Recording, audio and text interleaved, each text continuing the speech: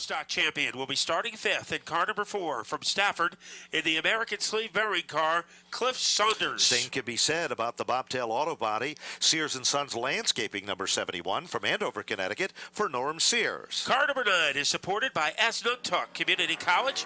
The driver from Charlton, Mass. is Andrew Hayes. Brick and More, Don's Ring and Pinion brings us the 64 from Stafford Springs, Connecticut for Austin Bassett. This driver had a podium finish a week ago in car number 7 from Manchester in the Bartkowski Motorsports machine. The driver is Glenn Bartkowski. In the 10th starting spot, the DP Motorsports car from Tallinn, Connecticut. Keep your eyes on this driver. It is David Arutz. Last week's winner in car number 88 from Indian Orchard, Mass. in the Provost Motorsports car. Here is Dwayne Provost. Clement Motorsports brings us the 59 from Wethersfield, Connecticut for Brian Clements. Car number 87 will be driven by R.J. Surdell from Manchester in the Surdell Motorsports and Jam Motorsports car. Another graduate from the Dare Stocks, the Don's Home Improvement, number 36, from Willimantic, Connecticut for Kelsey Rattino. Green is out. Feature event for the limited and late models go rumbling into turn number 1. Pretty much evenly matched, but Justin Bren has a slight advantage as they head down the back straightaway. And Albert Saunders trying to keep him honest as they bazooka their way into the 4th corner for the first time. Settling into 3rd is Jesse Hines. Good battle between Paul Arute and Storm and Norman Sears. No question about it. Sears is already starting to show a little muscle as he's coming to the front of the field. David Arute makes his presence known on the outside as he follows Sears down the back straightaway. 5 cars run single file. Then they start to double up. One of the 20 circuits are now complete. Nobody passed more cars a week ago than David Arute. Right now he's perched on the outside of Cliff Saunders. That is a battle for 7th and 8th.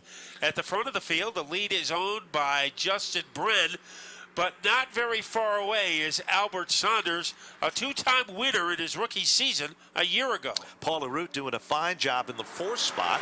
He's applying the pressure to the Jesse Hines machine. Meanwhile, the number 64 car, also a factor, is Austin Bassett. Challenges for 2nd. All of a sudden, the 04 of Saunders gets a little bit loose, and here comes the Hines car. With him, Paul Arute. Great run with that black and neon number 82 car. Paul Arute looking very racy, looks for an opening in the bottom. Here comes Bassett and Sears. 5 cars contending for seconds. Paul Arute much more competitive than he was a year ago as he is holding tough in the 4th spot, trying to jitterbug his way underneath Albert Saunders. That is the 24 of Jesse Hines, and Hines is able to polish off the Saunders car and move into 2nd. No doubt about it as they work their way to the bottom of turn 1. Here comes Paul Arute. Nice move, clean pass, takes over 3rd.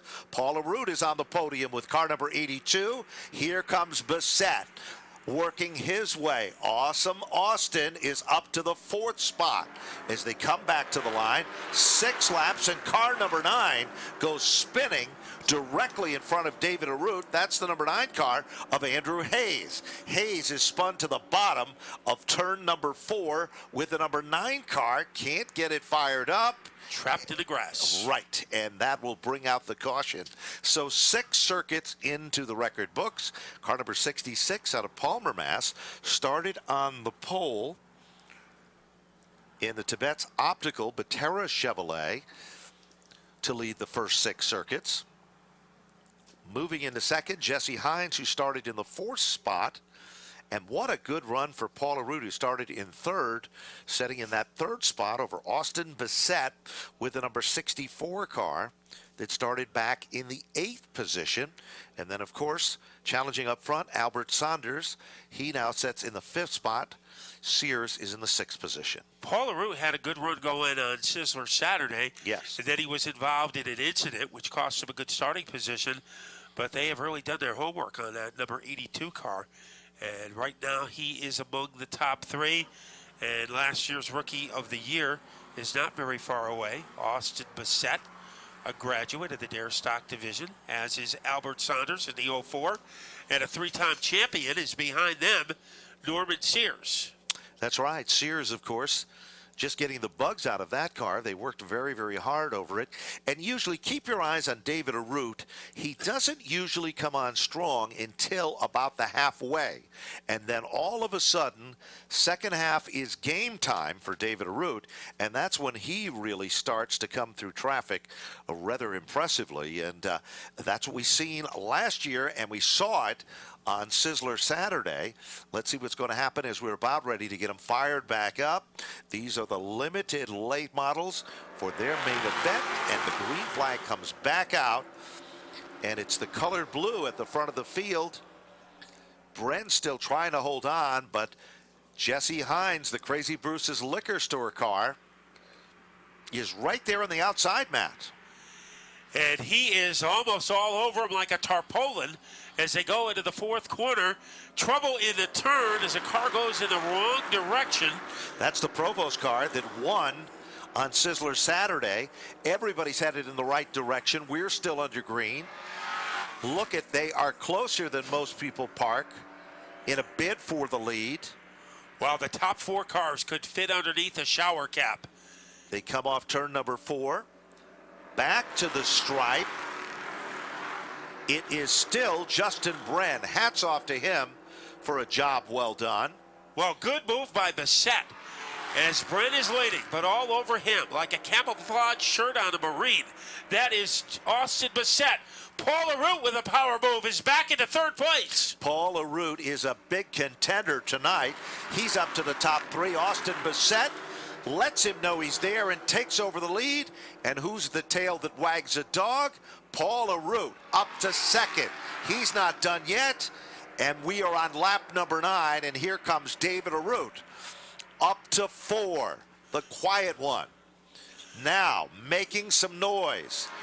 Off the turn, Brenn is a little bit shaky, the early leader, with car number 66, as David Arute runs in his tire tracks as they head to turn 2. Well, it's the second half of the race, which means it's David Arute time, as this is when he does most of his damage, trying to look for racing room and elbow room underneath the 66 of Justin Brenn. It looks like Paul Arute's car is getting better as he narrows a gap that separates he and the 64 of Bassett. He closes up that gap rather impressively. It is about, well, 2 car lengths. Now, all of a sudden, Brenn gets a second win. Here comes David Arute. He's up to the top 3. And Jesse Hines, who led for a short time, sets in 5th. Here comes David Arute on the podium. Car number 28. Up into second is still Paul Arute, and now trouble down into turn 1. And a car, I believe that is Bartkowski in car number 7. And that the is stranded closest to them. I think is also involved. Yes, it is, Matt, for Jesse Hines, the early leader. And he was having a good run. A top 5 car, also Andrew Hayes in the 9 car. So with 12 circuits up on the board. You want to have them throw it down to me when they... Boy, Austin Bassett was starting to pull away, too. So he is going to have to prove himself on a double file restart. And we are going to get some insight on pit road. Is Tony Sutton.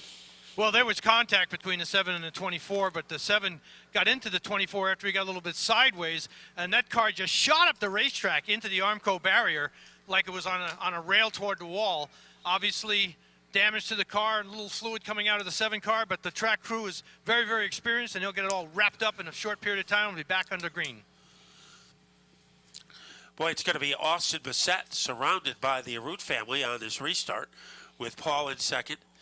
David will be restarting in third, and then I believe it will be Albert Saunders in the number 4 spot. So things are getting interesting. And Cliff Saunders, it seemed a couple of laps ago, he was about in 8th place, and he has climbed up and squeezed his way to the upper echelon of the field. So 12 circuits up on the big board. Austin Bassett, a graduate from the Dare Stock division. So a tough break for David Arute as he is on the sidelines in car number 28. A heartbreaker there. As he relinquishes the number 3 spot to Justin Brenn. Let's see if we can find out more information. As Tony Sutton is there with car number 28. Well, David has climbed out of the car. He is And let's see if Tony has any information for us. Tony? obviously this is not where you wanted to be. What happened? Somebody check up in front of you? I don't know. It just looks like the radiator went. Come back next week. Well, obviously you had some help with the radiator. You can see that on your hood, but very, very disappointed. David Arute, he's behind the wall, and he is disappointed because that car was fast, and he was about to take a challenge for the lead. Back upstairs. Well, that is a heartbreaker. He's very competitive, and as we said before, he's been very patient. In the first half of the race, he's usually just there, but when the second half comes on, and we are just 2 laps past that point, he was starting to make his presence known, and all of a sudden, as they've mentioned, damage done to the front end and the radiator of the number 28 car. And unlike the late models and the SK Modifieds, They have no these crew teams members. do not have crews or pit crews. So once they get to the sidelines, they're just about done for the night. So a heartbreaker for David Arute, the 7 car being brought down on the back of the hook as well. And then the number 24 car for Jesse Hines, also on the back of the wrecker, sitting on the inside of pit road. So with 12 laps up on the board, car number 64, where did he start? 8th on the grid, of 14 cars. The number 82, Paul Arute, started 3rd, has maintained and not fallen out of the top 3, and currently sets in the 2nd spot. Early leader, Justin Bren, the 66, is still 3rd. Albert Saunders started in 2nd, setting in the 4th spot. His twin brother, Cliff Saunders, in position number 5. Sears is in the 6th spot. That's exactly where he started.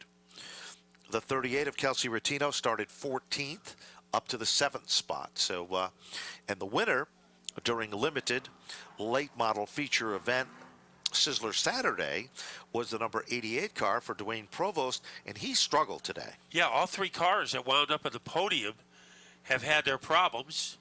Glenn Bartkowski, David Arute, and last week's winner, Dwayne Provost. So Dwayne is the only one of the 3 who is still out on the track, but he is at the tail end of the field. Austin Bissett, a pretty talented guy. Very much so. In high school, he was the best welder in his high school class for 3 years in a row. So there is a guy, a good welder, a good driver, had great success in the Dare stocks before moving up to the limited late models, where last year he was able to get Rookie of the Year honors. Of course, Rookie of the Year in the limited late models is sponsored by Rad Auto Machine. Correct. So a good season last year for Austin Bissett, and he is looking for a better one in 2014. We also want to remind you that Call Before You Dig is the proud sponsor of Stafford Speedway's Inspection Zone, the Call Before You Dig 811 Challenge, which will reward 5 drivers with an $811 bonus, and the Call Before You Dig 811 150 NASCAR Wheel and Modified Tour event that will be coming up on Friday, August 8th. Anyone using power or mechanized equipment who disturbs the earth on or below the surface must call the clearinghouse for location request. There is a maze of utility lines and cables below the surface. So to avoid this, call before you dig. The Connecticut Call 811 is the number to call for top full working days and for 2 full working days in advance for clearance before you dig. It is the law. And make sure that you check out this information at cbyd.com. It's Call Before You Dig. And the 4 of Cliff Saunders last year, and the 66 of Justin Bren, each got an $811 payoff as part of the Call Before You Dig challenge.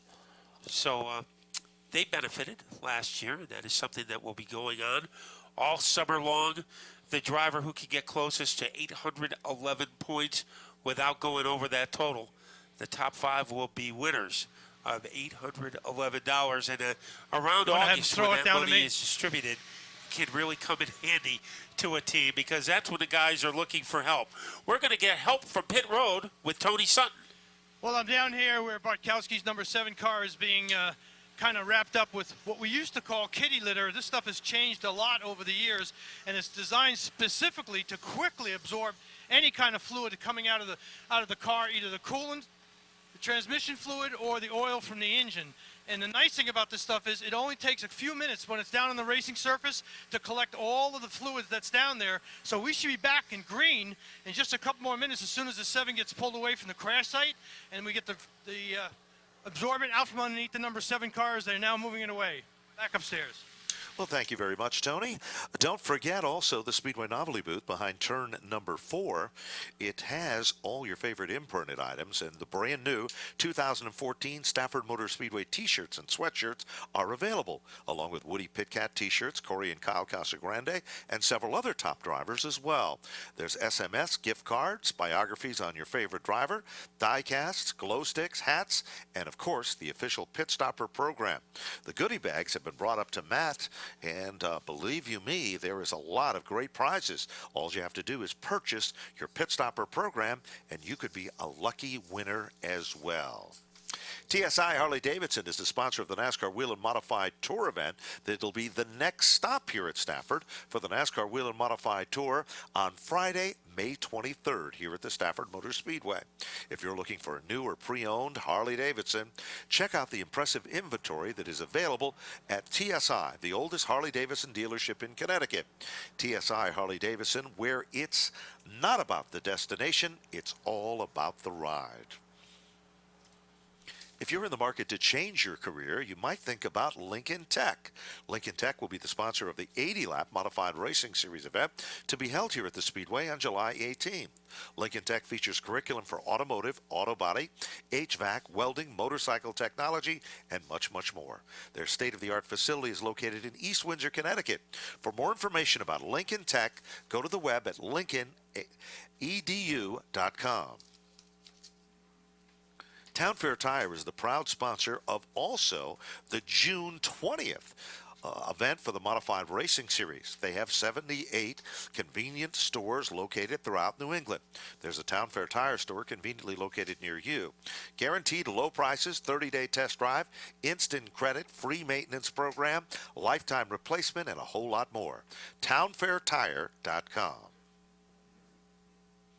Family Ford of Enfield, providing us with the safety vehicles used here at the Stafford Motor Speedway. If you're in the market for a new or used vehicle, it's Family Ford of Enfield, located on Route 190 in Enfield, Connecticut.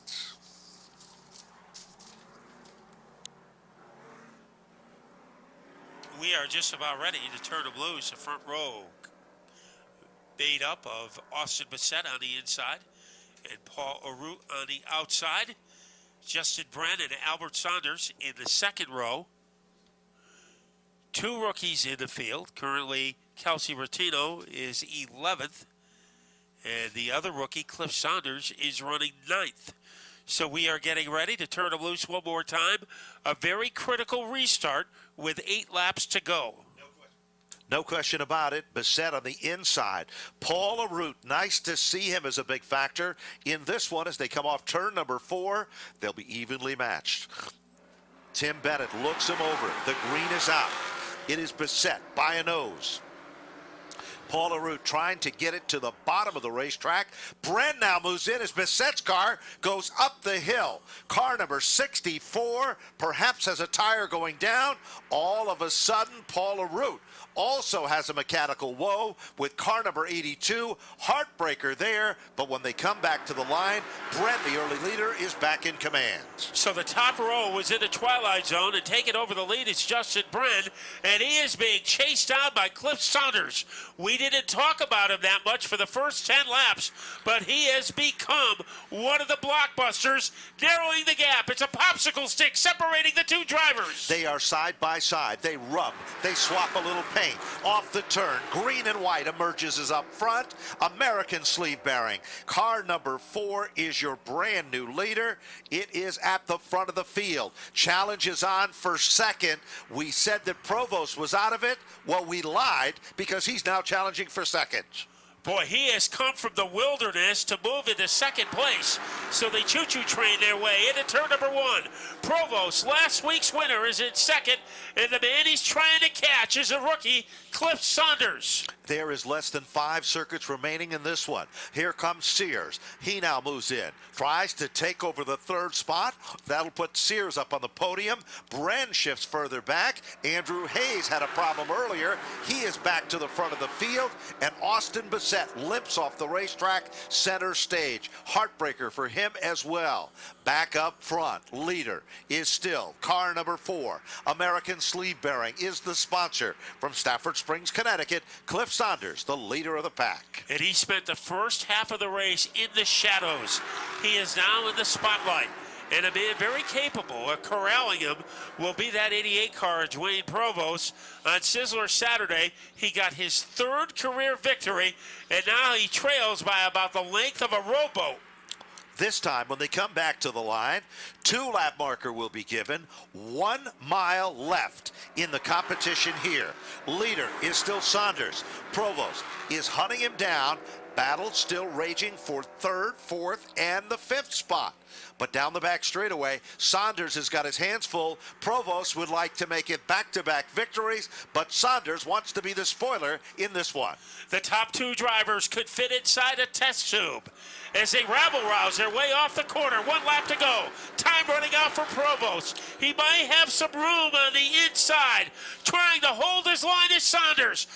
Shutting the door on Provost as they go into the 3rd corner. Deep into turn number 3. Saunders still in the lead. Provost reels him back in. Green and white up front. They head off turn number 4. Provost is close. Close isn't good enough, and Saunders will take down the win in the American Sleeve Bearing number 4.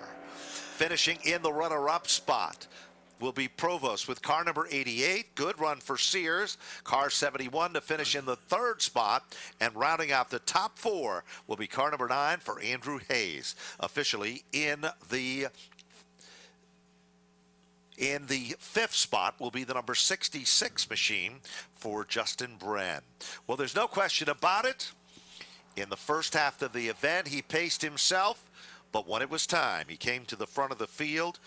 From the 5th starting spot, American Sleeve Bearings number 4, part of the Butler group, carries the Butler colors. He'll head to victory lane. He's considered a rookie, and it's hard to believe with a performance like that. Yeah, he started the season in this division last year, blew an engine on Sizzler Saturday, and went back into the Dare stocks. And tonight he's back in victory lane. You know, sometimes you have to be lucky in this game. And when headaches started to torment the front runners like Austin Bassett and David Arute and Paul Arute, Cliff Saunders still had enough car left to make his move to the front. But it wasn't easy. Coming out of turn number 2, it looked like Dwayne Provost might possibly make a move. But Cliff Saunders had the veto power, who was able to protect his turf and grab the victory. And Norm Sears in 3rd. So it was a great ending to a very eventful race. A lot of the leaders had their problems, but there were no problems at all for Cliff Saunders.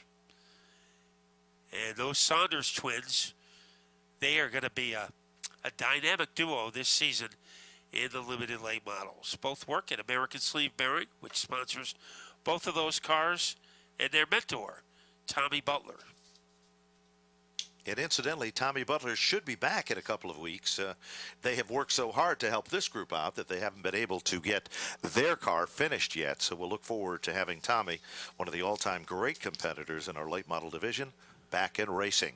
Let's go down to Napa Victory Lane and meet our winner.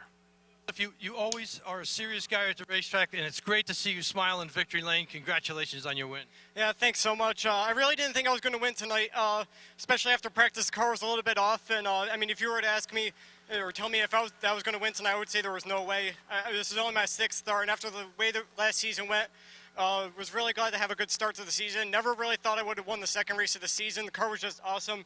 I really need to thank Barry Fluckiger, who set my car up. He's not here tonight. He just had surgery this week, so need to thank him for all of his help. And I also need to thank all my sponsors, American Sleeve Bearing, BA Museo, Johnson Memorial Medical Center, Rob Davis, my mom, everyone on the team, everyone who helped me out. I couldn't have done it without them. Well, Cliff, you got them all in. You did a good job. You won the race. What else could you have? A great way to start our Friday night season. Yeah, thanks. Congratulations. Well, Dwayne, you were there and you weren't there, and you were there and you weren't there, and second place, not a bad place to finish, but it looked like you almost had enough at the end. Yeah, it was a really good race. Car is really fast. One thing that these guys know racing is vision. If I can't get around you clean, I'm not going to get around you. I mean, I'm going to, race you clean and get it. And I think maybe a couple more laps, I probably could have got something, but I just wasn't there. So car was really fast, and, I look forward to a great season this year. So far, it started off pretty good.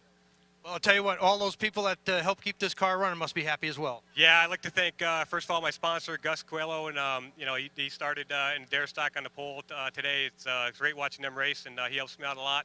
I'd like to thank Donnie at Rad for all the power under the hood. It's awesome power this year. Buzzy for the transmission and rear end, and, of course, my brother Derek for helping me out, and my family for putting up with all this nonsense. And you for giving us a great show for second place. Congratulations. Thank you. It's my pleasure. Well, the storm has settled on the podium once again. Norm, wow, dude. Third place, not a bad way to start off the season on Friday nights. Yeah, not too bad. The car's real bad. It's evil.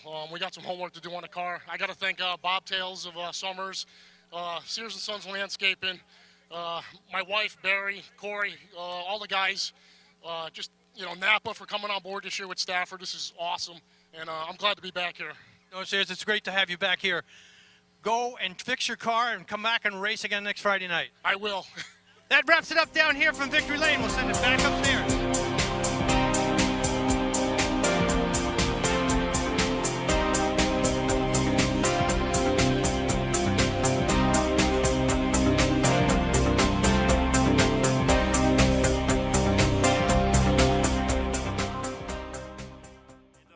Paving Company car. So the Legends cars are about ready to get fired up. Tim Bennett on the starter stand. He tells them to cross over and double up for the competition here. Most of the field made up of Ford coupe-bodied race cars. Like days of old, these guys compete at Waterford Speed Bowl where they're very, very strong. Keep your eyes on Mike Christopher. He should be very, very strong. Little Michael, let's see what's going to happen, Matt, as we're about ready to fire them up. History in the making, Legend style. Green is out for the main event. Boy, Mike Christopher went far to the outside on the turn, and he relinquishes second place to Dana DiMatteo. 3 wide in the corner. Mike Christopher escapes. Corey running in second. Here comes Christopher. Right on his heels. He looks to the outside. Drifts out just a bit. Car number 16 is going forward for Jeremy Lamoth. Lamoth working his magic. The red number 16 is up to the 4th spot. Deep in a turn, number 3. Back to the stripe they come. It's still Kyle Rogers from Waterbury to set the pace. So Dana DiMatteo had trouble in practice. Corey DiMatteo is picking up the ball for his older brother. Oh, trouble now. We've got car number 15 spinning for Chris Fuller to the outside of turn 1 and 2. Chris Fuller is the son of Robbie Fuller that runs on the NASCAR Wheel and Modified Tour in a limited schedule, and his grandfather is Bobby Fuller, who used to compete also as part of the famed Fuller Racing family. And Robbie was a tire changer down south, an excellent fabricator and chassis guy in the south, and is directly involved with the Draco Springs program. And Robbie says we might see him at Stafford this year competing in a Valente Series race at Stafford. So we will be looking forward to that. We're also going to be looking forward to this restart. Kyle Rogers, Corey DiMatteo. Kyle Rogers has been around for a while, gets better every year as he dominates on the restart. He looks strong, but glued to his back bumper is Dana DiMatteo. Dana moves in, little tap to the bumper. Mike Christopher shakes off the red number 16 car. Now he's alongside again. Keep your eyes on third as they come back to the line. Crossover move by Jordan Lamoth. He tries to do it, but Mike Christopher holds him off as they head down the back straightaway. A little bob and weave for Joey Ternullo, and now he is on the verge of getting past. It's out, it goes around as contact is made. Holderback making contact with the 10 of Ternullo. Also involved is a 16 car, so a little bit of a fracas there. And the guy who got the worst of it was Joey Ternullo in car number 10. So, gathers it back up. We get him fired back up. The 3 car. Connor Holderbach also involved in the mix-up. The 10. Joey Ternullo picks up at the rear of the field. 20 laps is the distance. 4 circuits are complete. 1 leader so far. Kyle Rogers out of Waterbury, Connecticut, the 32. 76, Dana DiMatteo on the outside of that front row. Mike Christopher and Jordan Lamoth. So the front row of Kyle Rogers and Corey DiMatteo. Mike Christopher had trouble negotiating this corner when he was on the outside. Let's see how well he does. That car still wants to go up. A little 3-wide action between Christopher, Lamoth, and Flynn. And Christopher wins that battle. The leader, the drum major of the parade, is Kyle Rogers. Look at the challenge right there at the point. To the inside, winding it up tight. Back to the stripe. Almost there, but not close enough. And while all that's been happening, the 16 is coming to the front of the field. And that is Jordan Lamoth in car number 16. We have 2 16 cars in the competition, and one of them is on the verge of fireballing his way underneath Mike Christopher, and he is able to complete the move. Now here comes Mikey Flynn. A year ago, Mikey Flynn was competing here at Stafford in the Wild Thing Karts. He is holding his own against Joey Ternullo. Joey Ternullo also right there in a 3-car bid. That's the battle for the 4th spot. Out in front, still the dominant car, Kyle Rogers. Car number 32.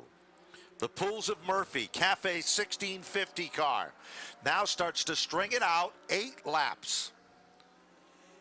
And he is leading by the length of a school bus over Corey DiMatteo with Jordan Lamoth next as they screech their way off the corner.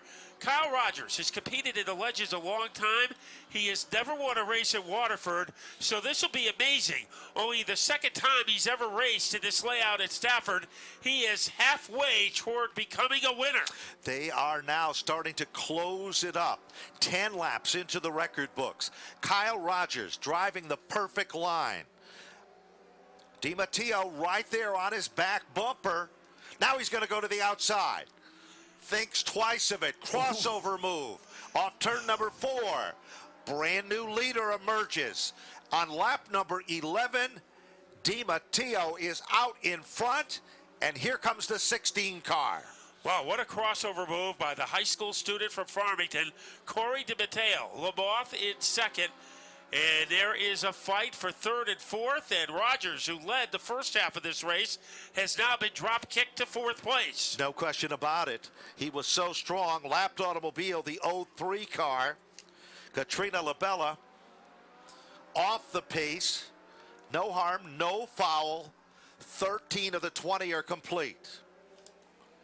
DiMatteo starts to string it out, and the 16 of Jordan Lamoth closing up that gap ever so slightly. That was a pretty good power move just shown by by Mike Christopher, and Mikey Flynn does the same thing. So the 03 is having trouble. Katerina Labella, the national champion. She is only 14 years old. So we have a lot of teenagers in the field. Jordan Lamoth started his career in the Bandolero division. So did Corey DiMatteo. So these guys started in the Bandoleros, went up to the Legends, and right now they are having a great ride in the debut for the Legends at Stafford. 4 circuits remain in this event. Corey DiMatteo, perhaps you heard of his uncle, John Manafort, who had a lot of good moments here at Stafford Motor Speedway. Oh, trouble. We've got one around, Matt. Car number 3, Connor Holderbach. That's a 12-year-old who last year won 3 championships at the quarter midgets at the Little T. So that car will bring out the caution. 17 up on the board. You know, isn't it amazing that someone is 12 years old competing on this level, and they've already won a lot of championships. And Connor has won championships at every level of racing in which he's competed. Kind of amazing how young they start in this era. So We are going to gather them back, double file style. And one more dress rehearsal lap, and then I think we'll be playing for keeps. And it looks like we are about ready. Again, Corey DiMatteo with the 75 car. On the inside, Jordan Lamoth. Row number 2, Dana DiMatteo in a renumbered car. And there is the green. Scramble out in front. Jordan Lamoth, challenge for the lead, Matt. And he is able to whisk his way underneath Lamoth. Corey DiMatteo back in front. So that is Dana DiMatteo. He had trouble with his car. That's a backup car for Jordan Lamoth. He is running a strong third, but it's a camo kid. Corey DiMatteo. Yellow is out. Car number 10 for Joey Ternulo. Took a little detour in Scott's Turf Builder country. Yep. He'll gather it back. 17 of the 20 are now complete. There is a driver who came with a nickname. We didn't have to make one up. He's Joey Walnuts. As let's go to the newest member of our team. Kelly is standing by. Thanks, Ben. I'd just like to report from the pit point of view how these little cars are it's intense. You know, they come really close to the wall, and they're actually pretty quick. All right, back to you up there. Okay, that's our newest member of our broadcast team from Bolton, Connecticut, Kelly Lamisa. You know, these cars are quick. At They are. Waterford, they're almost as fast as a late model, faster than a street stock or a mini stock. So these cars are very quick cars. And the quickest of all has been Corey DiMatteo. 3 laps to go, but he is going to have to hold off Jordan Lamoth. They come off turn number 4. Lamoth gets a nice run in the outside lane, but it's a 75 of Corey still in command. And a nice move by Dana DiMatteo as he was able to corkscrew his way underneath Jordan Lamoth. Battle for the lead between the DiMatteo brothers with 2 laps to go. Good racing wherever you look. Up front, car number 75. Corey DiMatteo still holding on. Look at that challenge. A little civil rivalry going on there, Matt. Corey, 1 lap away from sealing the deal. In his hip pocket, Dana DiMatteo. Corey pulling away as they head into turn 3. Off the turn, down to the line they come. Checkered flag is out. History in the making. Car number 75 from Farmington, Connecticut, Corey DiMatteo. And Corey knows better than we do, but to my knowledge, this is his first Legend victory. Jordan Lamoth in second, Dana DiMatteo in third, Mike Christopher in fourth, and Kyle Rogers will be rounding out our top 5. Then it will be Christopher Fuller, Connor Holderback, Katrina Labella, Joey Ternulo, and Mikey Flynn. So not a bad debut for the Legend cars. And a kid who started his racing career in a division known as the Bandoleros. He advanced a couple of years ago into the NX Legend cars, and you can put an exclamation point on this run as he was challenged by both his brother and by both he and Lamoth, and he was able to hold off some pretty stiff competition.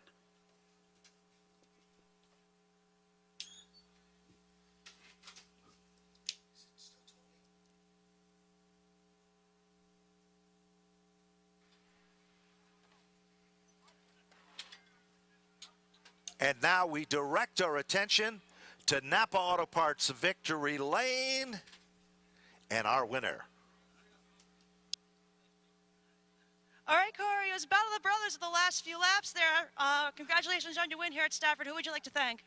First off, I want to thank Island Cove Marina and Manafort Brothers. They're always on board helping with the car. And Sign Pro for the wraps. They do so much for design work and all the decals. It's amazing. And it's just awesome to be back on the Manafort Mini Mile in Victory Lane the first day back on Friday. So I just can't thank my Uncle John enough, my mom, my dad, it's just, everyone helps out. I'm speechless. All right, great. Congratulations. Thank you. And we'll go to the other brother now. Dana. We're going to the other brother now. Great race. Who would you like to thank? First off, I got to thank the Lamoth family. I wouldn't be in this race without them. Motor blew up in practice. Really unfortunate, but thanks to the Lamoth family, I ended up racing tonight. Thank you very much. And we have the third place. Jordan, great race today at Stafford. Who would you like to thank? I'd like to thank my dad. He's been working on this car. Everyone who helps out. I don't know. I'm speechless. This was an amazing race. Great. Thank you very much. Back to you.